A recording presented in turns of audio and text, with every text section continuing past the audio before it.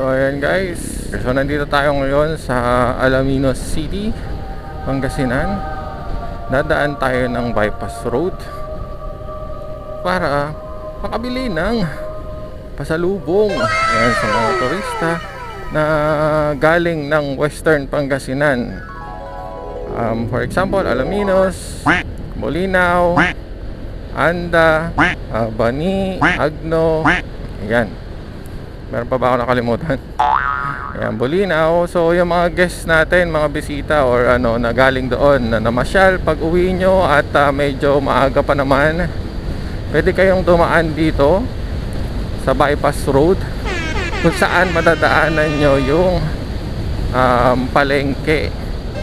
Mayroong palengking ginawa dito. Maliit lang naman siya pero kita mo na sa daanan yung famous na Alaminos Longganisa. Ayan, medyo ano lang yung kalsada.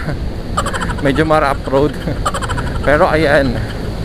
So bypass road ito para hindi nadadaan sa town. Sa town proper po ng Alaminos City. Medyo matraffic po kasi sa mismong town. Kaya naggawa sila ng bypass road para hindi ka na ma-traffic doon. Test na makikita nila itong ayan, market.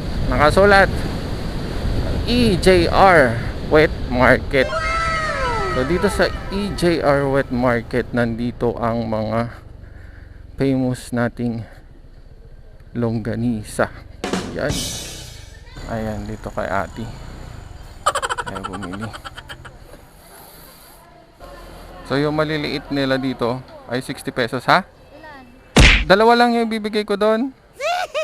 So yan yung mga longganisang Alaminos, which is pinagkaiba sa ibang mga longganisa ay imbis na tali, stick yung ginagamit pang divide sa mga tusino, longganisa. Tapos yung tali niya ito, buri.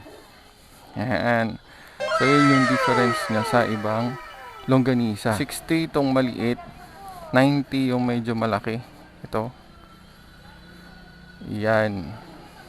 So kung pauwi na kayo, pwede kayong dumaan dito.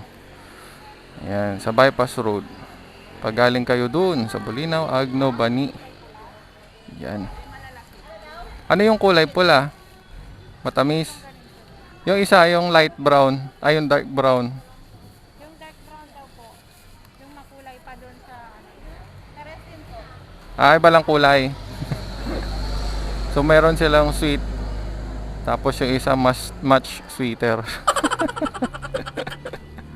Ayan. Pero mas masarap tong ano. May stick, promise. Hindi kayo magsisisi. Ayan. Hanapin nyo lang si ate dyan. Para sa mga bibili. Yan. Masarap siya. Kaiba-ibang lasa niya. Hindi siya yung katulad ng mga ano. Yan. So, let's go na. Thank you. Ayun. Bumili na ang ating manager. Nagpalibre ako.